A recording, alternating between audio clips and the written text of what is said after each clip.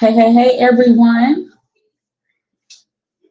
Good evening, good evening, good evening. Let me know in the comments if you can hear me clearly. I want to make sure that there is no feedback. I want to make sure that the sound is clear.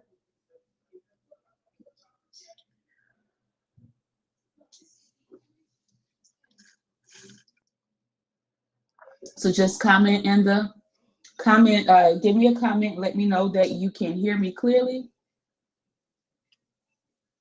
Okay, you can hear. Awesome, awesome, awesome. We're gonna go ahead and jump right into it. Welcome, everyone. My name is Jasmine Womack. I'm the CEO of the Impact Group, and we work with experts and leaders to help them transform their $1 million message into a best-selling book and a high-ticket coaching program. And I wanted to come and share this information with you today. Biblical Bible lessons or business success lessons from the Bible. And every morning, as part of my morning routine, I will either listen to the audio Bible or I will read the physical Bible, right? And so I get most of my revelation when I'm actually reading. And typically I will get up before my family wakes up and I will read. This was something that I was doing before I got married, before I had children and all the things. And so it's still something that I do today. And so I was up reading, and when I read, I typically will just flip. Oh, I will say a prayer and I will just open the Bible and I will read what I feel like God has directed me to read. And so this morning I flipped open to Second Chronicles, where King Solomon was crowned as king. And God said to him, according to the scripture, God said to him in chapter 1, verse 7, God appeared to him. God appeared to Solomon and told him to ask me for whatever you want. Ask me for whatever you want. And Solomon prayed for wisdom and knowledge to effectively lead and govern the people. And because he didn't pray for riches, because he didn't pray for wealth, because he didn't pray for possessions and honor, God gave him the wisdom and the knowledge that he asked for, in addition to wealth, in addition to possessions, in addition to respect, and told him that there will never be anyone. There has never been anyone like you before you, and there will never be anyone coming after you. And I didn't even think about that alone. That wasn't even one of my 8, because I was going to share with you all 8, but I think we're going to do 9. And that really is the first lesson. Have you ever stopped to just ask God for what you want? Ask God for what you want, and not focus on material goods, but focusing on your ability to steward, focusing on your ability to manage.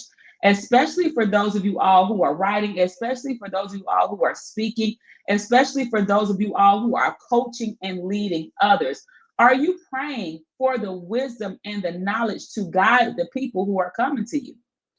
Are you praying for the wisdom and the discernment and the insight to help steward the people that you have been called to steward? I think that in the online coaching space, people make it a novelty to be a coach and to do all these things. But you got to understand that when you step into a position of leadership and authority, such as coaching and consulting someone, you are guiding them, and your advice, whether or not they follow it, can lead to exponential results in all areas of their life. Now, while as business coaches, we are not life coaches, the business advice and the strategies that we give to people can very well impact other areas of their life. Have you stopped to take the limits off and to pray and to ask God for what you want?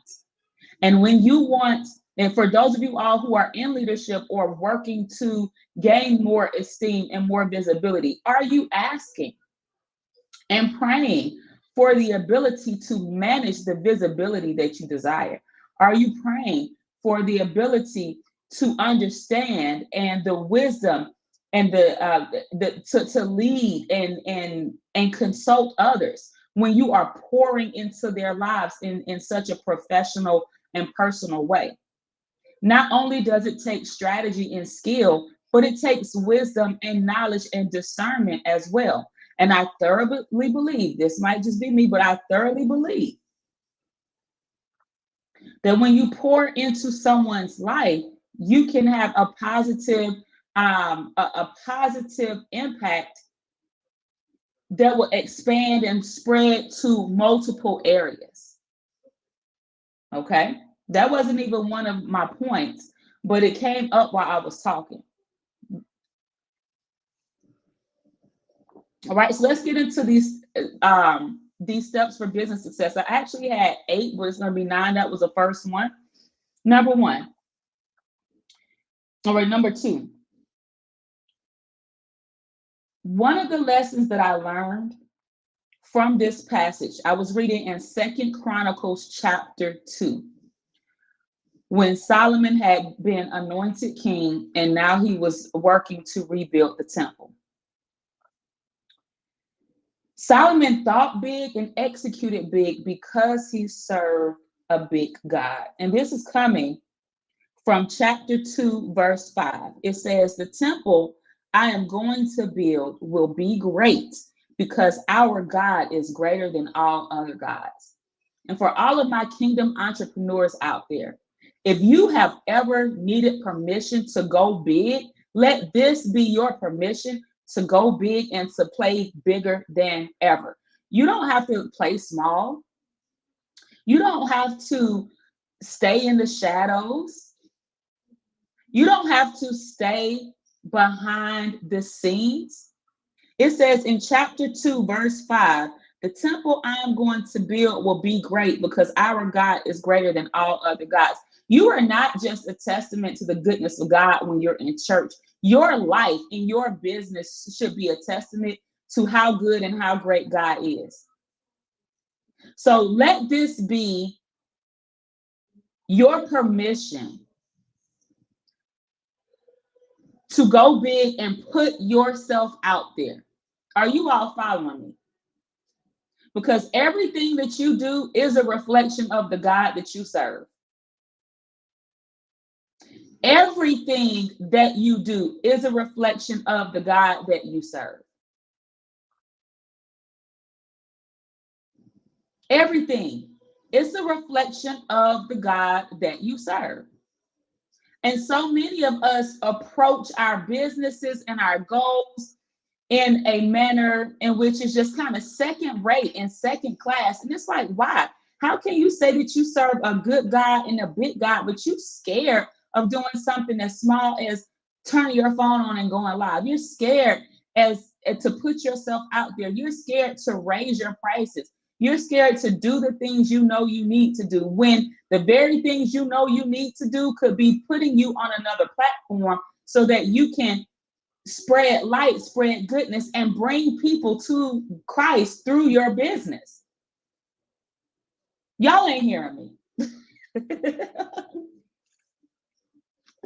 If you have ever needed permission or validation to play big and to go get big, let this be it. You can write that scripture down. It's 2 Chronicles chapter 2, verse 5. I'm going to build, everything I'm going to build will be great because the God that I serve is greater than all other gods. Okay.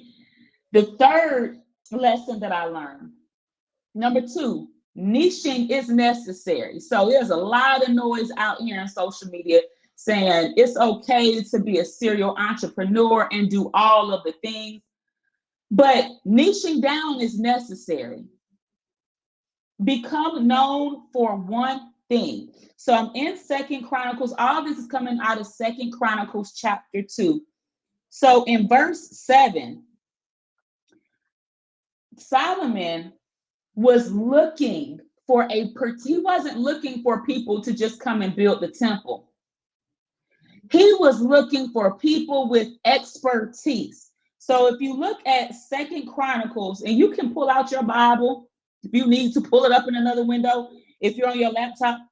If you look at Second Chronicles, chapter 2, verse 7, Solomon says, "Send me therefore a man skilled to work in gold and silver, bronze and iron, and in purple, crimson, and blue yarn." He didn't say yellow yarn, pink yarn, blue yarn, and experienced in the art of engraving, to work in Judah and Jerusalem with my skilled workers, whom my father David provided. He wanted a man skilled, who had a particular skill set and was known for excellence in one area. He niched down. He wasn't looking for he wasn't looking for someone who was a jack of all trades. He wasn't looking for just anybody to come and work to rebuild this temple. He was looking for a particular person with particular skill sets, who had experience and expertise in specific things. He was looking for a specialist.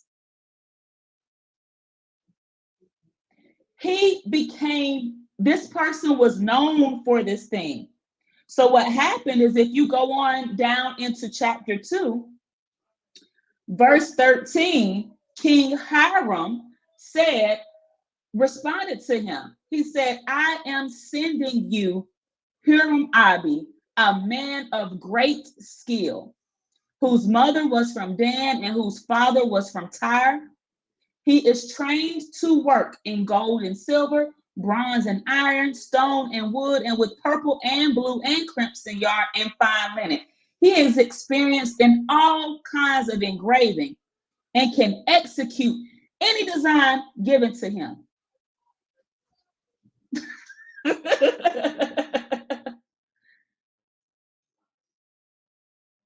Because Huram had excellence and expertise in one thing, the king knew to call on him and to come to him for that specific thing.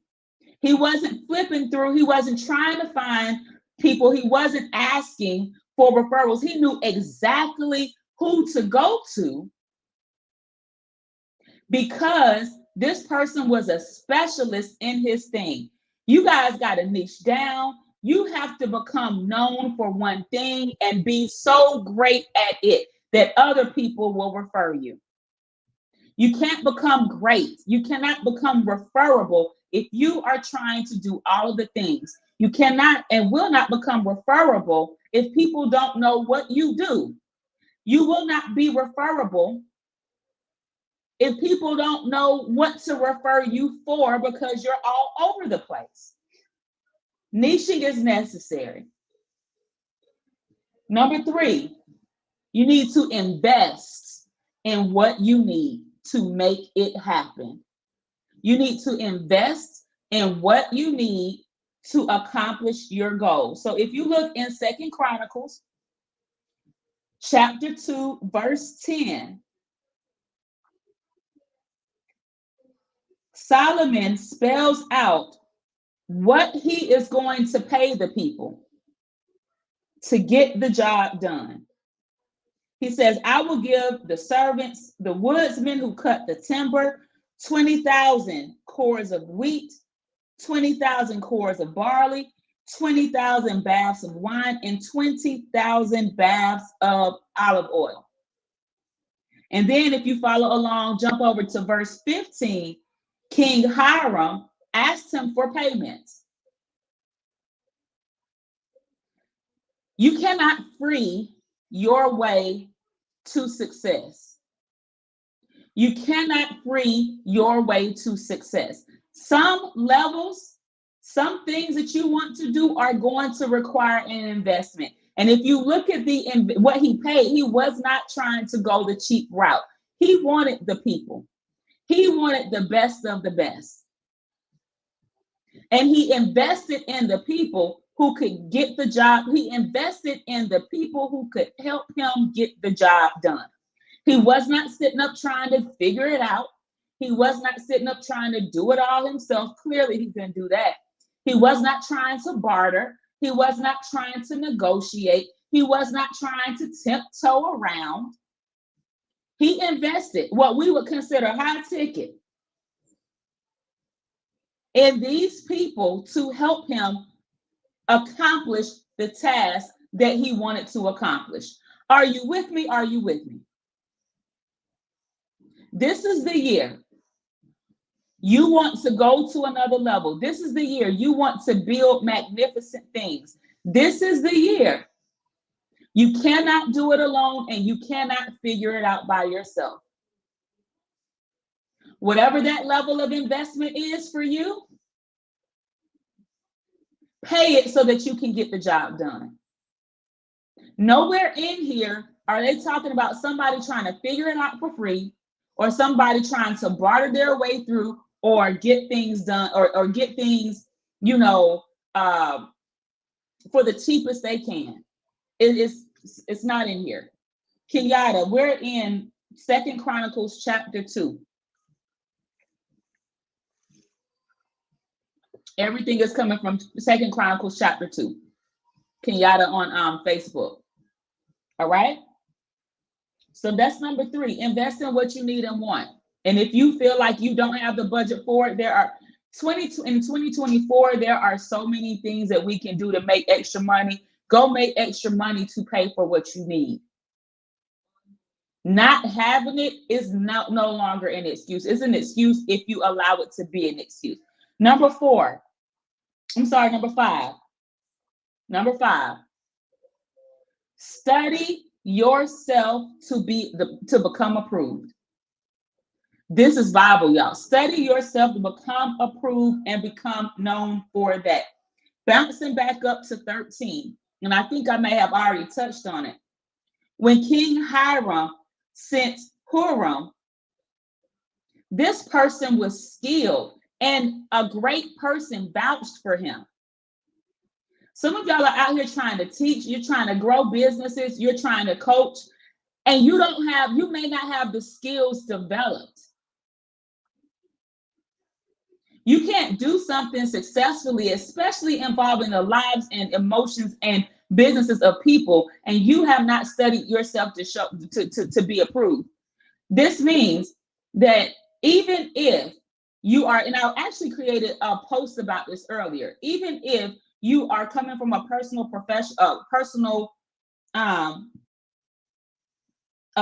growth and development angle, and you are teaching based off of your life experiences are not enough. You need to study to show yourself approved.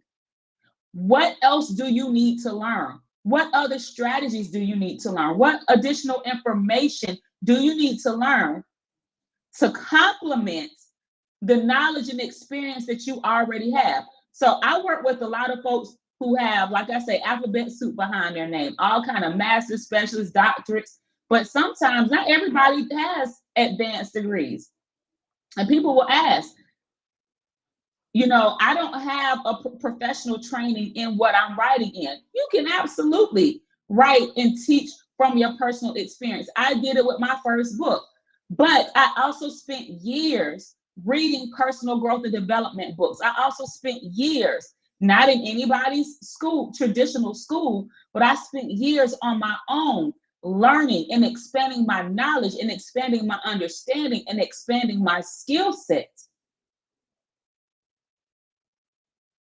So there is still a level of study. There is still a level of knowledge and skill set development that you need. But going back to verse 13, the king said that he is experienced in all kinds of engraving and can execute any design given to him. You need the experience. You got to study to show yourself approved. You got to. And if you're trying to build from the ground up, you haven't booked a client yet, you need to go work with some clients for free and get experience before anybody can start referring you. You need some type of testimonials. You need something to fall back on. You need results to speak for what you do. Nobody with any type of success ever went to sleep and woke up and it fell in their lap. They put work in. They studied. They kept going when it got difficult. They kept going even though they thought they were failing. And over time, they became known as an experienced, credible, and qualified person to the point where other people began to refer them. And if you want this to show up in your life, you got to do the work. You cannot hide from the work.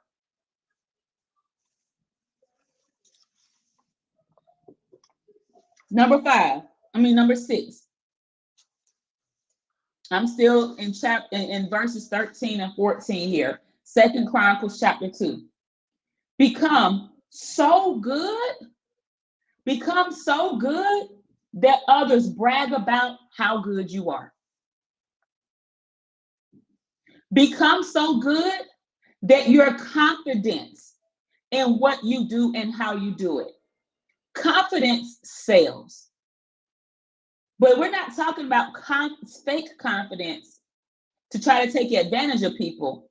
This is strong, solid confidence that exists because you know who you are and whose you are. You know what you do and what you do well.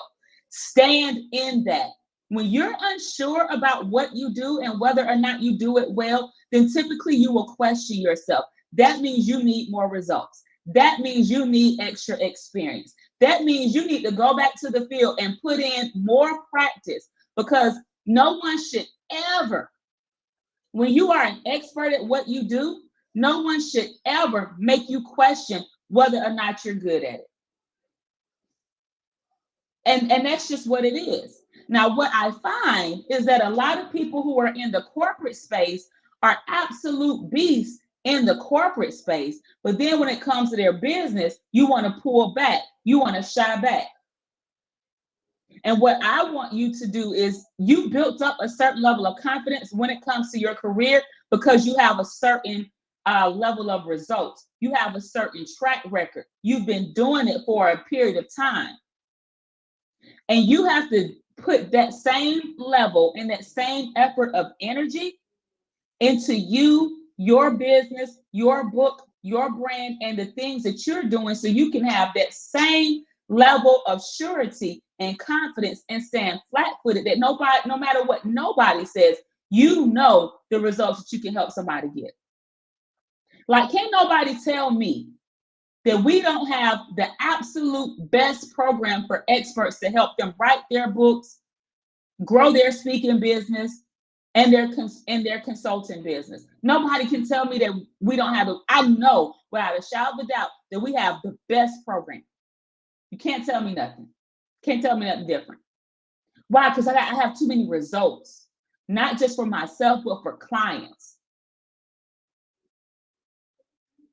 You have to get to the point where you are that confident in what you do and how you do it, and to the point where other people are referring. You got to become so good that others brag about how good you are. If ain't nobody bragging about how good you are, you got some work to do. Again, this is coming from 2 Chronicles chapter 2. I'm in verse 13.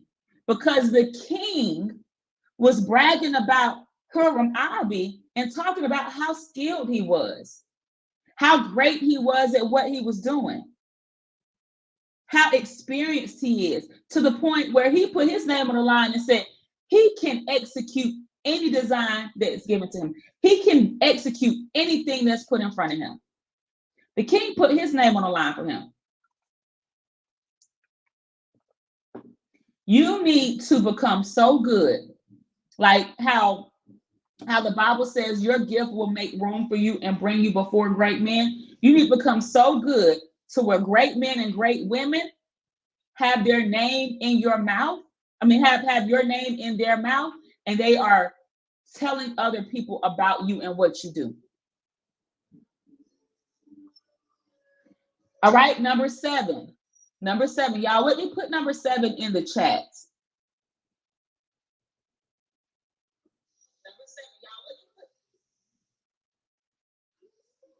Put number 7 in the chat. Okay, put number 7 if you are ready for number 7. If you are ready for number 7, put a number 7 in the chat. Okay. Now,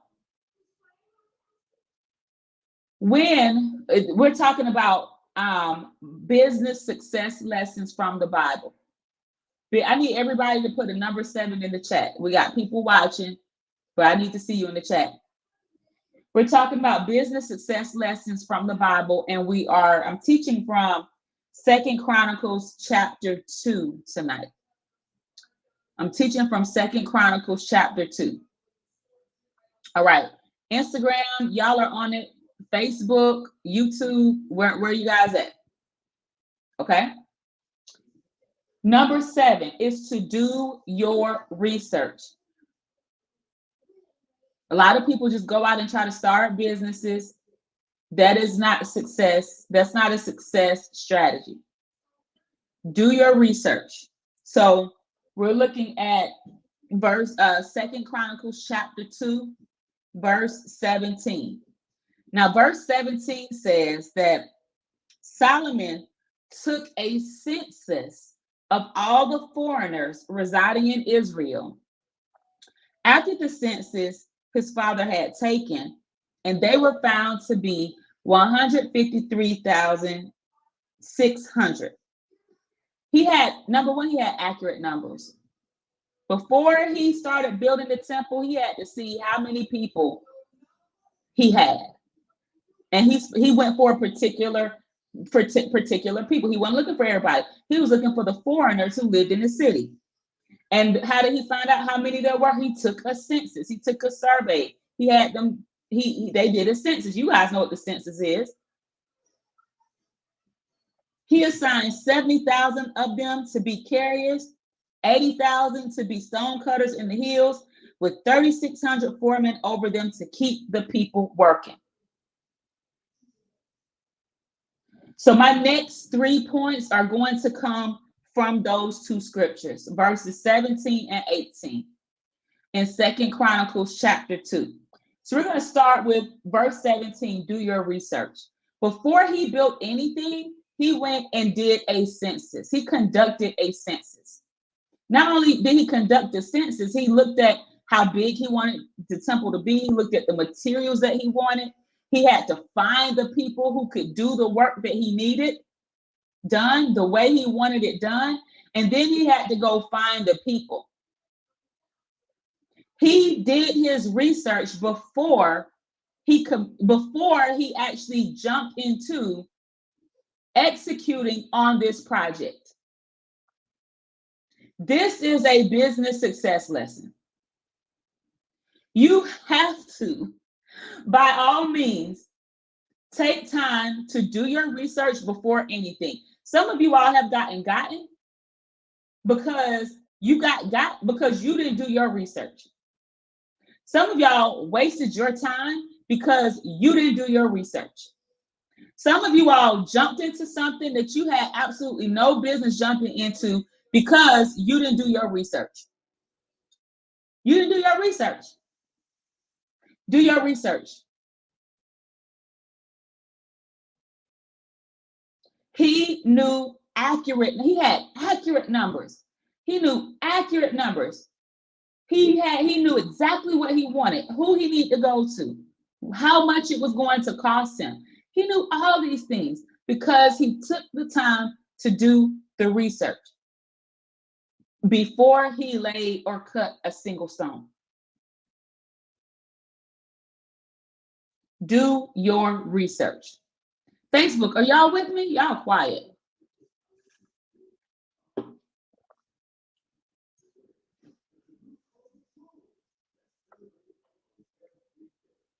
Number 8, Make data-driven decisions. This is a business success lesson. After Solomon conducted the census, this is a little bit different, Vinayas. Yes, we do believe in Habakkuk 2:2, but this is different. After Solomon took a census, based on the results, after he did his research, based on the results that he had, he made decisions based on the data. This means that in your business, you have to take a moment to assess, to reassess, and make decisions not based on how you feel, but based on the data and the information that you have collected from your research. This will oftentimes prevent you from getting caught up in situations or with people that you shouldn't be connected to. This will prevent you from going into things or going into situations haphazardly and not having all the information. Make data-driven decisions. So it says in 2 Chronicles chapter 2, verse 18, 17 and 18, he found that he had over 153,000 foreigners. And from that, he determined that he wanted 70,000 of them to be carriers, to carry the materials, and 80,000 to be stone cutters. That's a lot of people. Not only did he understand who he had in his city, but then he gave them assignments. And again, this was not everybody. These were the foreigners, people who were not originally from his town. But he collected the data in the census, and then he used the data to make data-driven decisions. Some of y'all are bumping your head up against the wall. You keep doing the same thing the same way over and over and over again without results, and you're not looking at the data. You're constantly doing the same things in the same way and not getting the results, and you're not looking at the data. That doesn't mean that you should quit. That means that when you look at the data, and if the data isn't giving you the information that you want, and you find that from the data, your actions are not pushing you towards your goals, you need to make an adjustment.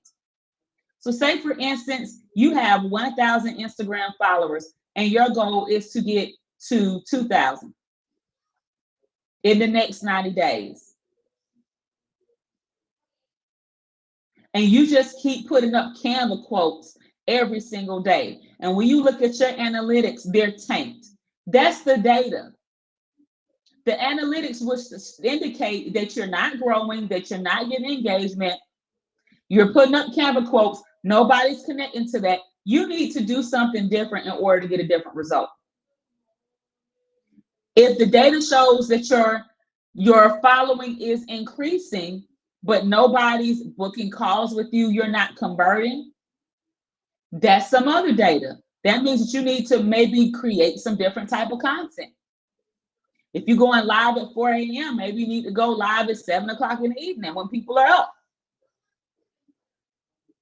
The data should drive your decision. I had to make some changes recently in my business based on the data. Based on the data. After looking over the numbers, I found that I had spent a specific amount on contractors doing certain things. And I'm like, yo, I literally spent the salary. Why don't I have a full-time person? I already spent it. I'm like, oh, this is an immediate adjustment that has to be made because the data is telling me the truth.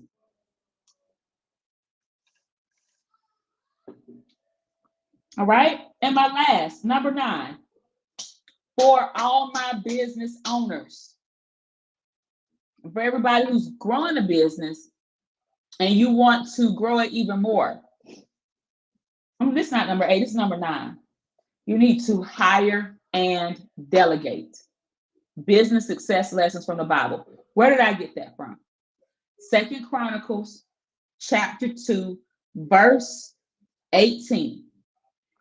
Solomon assigned 70,000 of these foreigners residing in Israel to be carriers.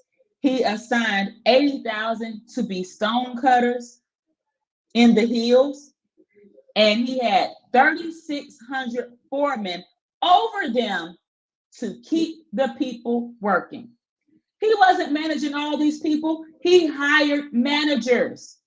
He hired managers to keep eyes on the ground and to make sure that there was stability in the area and to report back to him. He wasn't sitting there trying to do all the things by himself. He hired people. Now, I said this in my event, Published and Paid Live. Hiring is biblical. You sitting up trying to be a solopreneur and trying to do all the things, and you are stressing yourself out to no end simply because you won't hire help. You got to learn how to hire. You got to learn what positions you need to hire for. You don't need to go out and hire 4 different VAs. That's a waste. When you haven't even utilized one to capacity. You need to hire, you need to delegate effectively. And for those of you all, if anybody on here is watching this and you're already at multiple 6 or 7 figures and you are still a 1 or 2 person team, you're going to have to hire somebody to come in and do operations. And I'm preaching to myself here. This was God talking to me this morning. I felt like you're going to have to hire somebody to come in and manage operations to manage the people. Because once you start having a certain number of people on your team, your job as the CEO is to make sure that the business is generating revenue. You cannot work on your business and create the SOPs and create the systems and do all the back end if you are always working in the business doing the day-to-day. No, you're going to have to hire somebody to come in and do the day-to-day and also make sure that the team is managed and hold them to their KPIs and all the things that they're supposed to do so that you can focus on what you're supposed to do. Because if you're trying to do all the things, eventually you're going to break or burn out. And that's the truth. Okay, so this was what I wanted to share with you all tonight. Business success lessons from the Bible. I hope that you all enjoyed it. I hope that you were able to learn something. I hope that you were able to take something from this. My eyes were definitely open this morning as I did this, and I wasn't making stuff up. I literally have my Bible right here, y'all. But my eyes were definitely open this morning as I took time to do my morning devotional, and I was just amazed. And I was like, oh my gosh, I have to share this. And so I hope that this was helpful for you all. If you're just coming in, I will keep this up. I'll keep this up as a replay.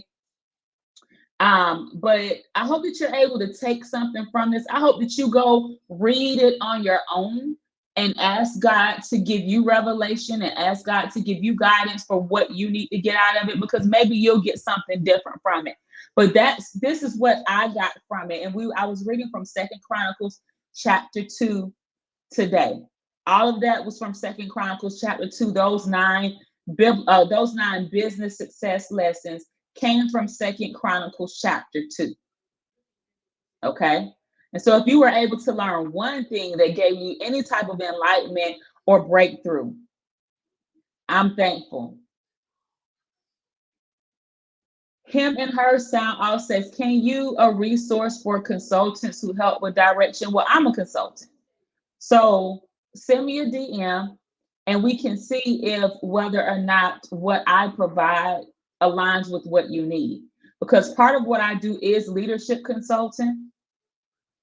And I work with business owners who are already at multiple 6 figures to help them fine-tune their operations and their systems and even their offers so that they can grow and scale their business. Okay, so yes, I work I do books, but I also work with, I do leadership and business consulting as well.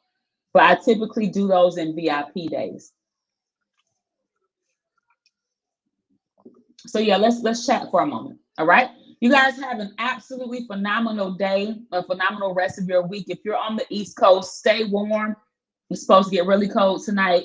Um, and if you would like to work with me and my team, we're going to be opening our doors in a couple of days for applications to join us in the Published and Paid Academy and Published and Paid Mastermind.